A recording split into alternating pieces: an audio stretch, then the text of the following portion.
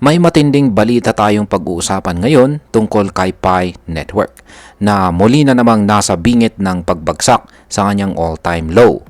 Kung isa ka po sa mga matagal nang umaasa kay Pi o kung curious ka kung may future pa ba talaga itong si Pi bilang isang altcoin, kailangan mo pong panuorin ang video na ito.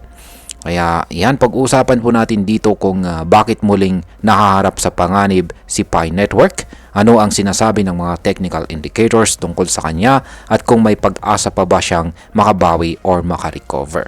At syempre, aalamin din natin kung ano po ang epekto nito para sa atin bilang mga Pinoy crypto traders at investors na interesado dito kay Pi Network. Pero bago po tayo magpatuloy, ay pakibasa na lamang po muna ang disclaimer dito sa ibaba ng ating screen. Ayan, ano nga ba ang kasalukuyang kondisyon ni Pi Network sa market ngayon? Simula po noong May 22, si Pi ay unti-unti nang bumabagsak ang kanyang presyo. Hindi naging successful ang kanyang rebound attempt. Ayan, rebound attempt noon. At mula noon ay patuloy na po siyang dumudulas pababa or nadudulas sa pababang direksyon. Sa loob lamang ng halos isang buwan, bumagsak na siya ng 40%. Isipin mo yon, halos kalahati ng halaga niya ay nawala. Ayon po dito sa chart ng TradingView, ayan, daily chart time frame po ito. Gumagalaw ngayon si Pi sa tinatawag na descending parallel channel. Ayan po yung dalawang kulay itim na pababang linya. Ibig sabihin nito ay may pattern ng pababa na galaw ang presyo ni Pi, kung saan ang mga highs ay mas mababa kaysa dati at ang mga lows ay lalo pang bumababa. Ito po ay isang bearish signal at masama ito para sa isang coin na gusto sanang makakita ng recovery.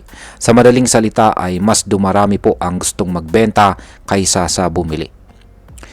Yan, ngayon ay dito naman po tayo sa mga technical indicators at kung ano ang sinasabi ng mga ito. At umpisahan po natin dito kay MACD or Moving Average Convergence Divergence. Isa po ito sa mga pinagkakatiwalaang indicators sa trading. Sa kaso po ni Pi, ang kanyang MACD line ay nananatili pa rin sa ilalim ng signal line. Ibig sabihin nito, tuloy-tuloy pa rin ang bearish momentum. Kaya ayan, ibig pong sabihin ay nangingibabaw pa rin ang negatibong galaw ng presyo. Sunod na indicator naman dito ay ang tinatawag nating super trend indicator. Ito na rin ay nagsisilbing parang dynamic resistance sa market. Sa ngayon, ang super trend ni Pi ay nasa presyong 0.64 at ang presyo po niya ay nasa 0.49 lamang. Malinaw po na nasa ilalim si Pi ng resistance na ito na nagpapakita ng patuloy na downtrend. Kapag ang presyo po ng isang coin ay nasa ilalim ng super trend line, ito ay sinyalis ng isang malakas na selling pressure sa market. Ngayon ay ano naman po ang posibilidad na bumalik si Pi sa kanyang all-time low? Dahil po sa patuloy na pagbagsak ng presyo at walang gaanong volume sa buying side, lumalaki po ang posibilidad na bumalik si Pi sa kanyang all-time low na 0.40. Ito ang presyo na naabot niya dati at malapit-lapit na ulit ito sa kasalukuyang presyo niya ngayon. Sa kasalukuyan, si Pi ay nasa 0.49 at kung hindi po titigil ang bintahan sa market, posibleng bumaba pa ito ng tuluyan. Isang maliit na tulak na lang mula sa mga sellers at tuluyan ng muling masusubok ang kanyang all-time low. Ngayon ay may pag-asa pa bang makabawi or makarecover si Pi sa kabila ng lahat ng ito? Bagamat medyo gloomy ang charts at saka indicators, may isa pang inaabangang event at yan po ay walang iba kundi ang Pi 2 Day na gaganapin po sa June 28. Kaya yan, napakalapit na po niyan, ilang araw na lamang. Ayon po sa mga tagahanga or fans ni Pi, posibleng may mga major announcements or ecosystem updates sa araw na ito. Kung totoo nga ito, posibleng magkaroon ng bagong interest mula sa mga investors na siyang magdadala ng buying pressure at maaring maging dahilan ng breakout mula sa descending channel. Kung sakaling mangyari ito, may tsansang maabot po ulit ni Pi ang resistance level sa presyong 0.79. Pero tandaan po natin, ang lahat ng ito ay nakabase pa rin sa speculation at wala pang konkreto. Ngayon ay pag-usapan na po natin ang posibleng epekto nito para sa atin bilang mga Pinoy crypto traders at investors na interesado rito kay Pi Network. Para po sa atin dito sa Pilipinas, mahalaga ito, lalo na kung ikaw ay matagal nang naghihintay ng utility at tunay na halaga ni Pi. Marami po sa ating mga Pinoy ang aktibong kasali sa Pi Network. Umaasang magiging valuable ito or meron po itong halaga sa hinaharap. Pero sa mga pangyayaring ito, kailangang maging maingat po tayo at hindi po tayo dapat basta-basta magpapadala sa hype.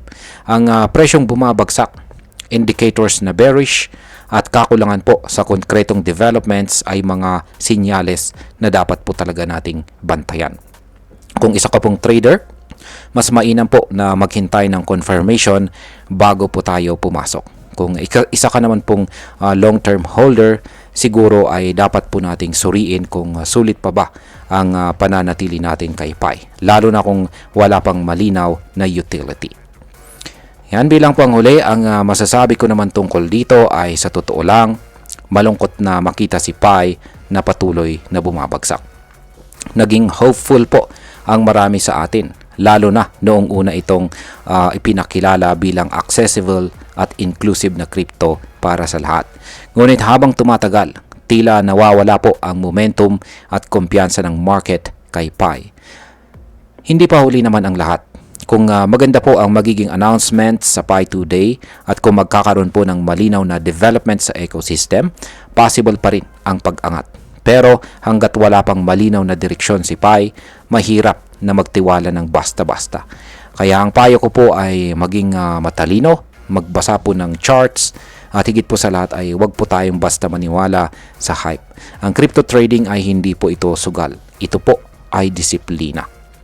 At ayan, hanggang dito na lamang po tayo sa video na ito mga ka-crypto. Marami pong salamat sa panonood. Ingat po tayo lagi at God bless po sa ating lahat.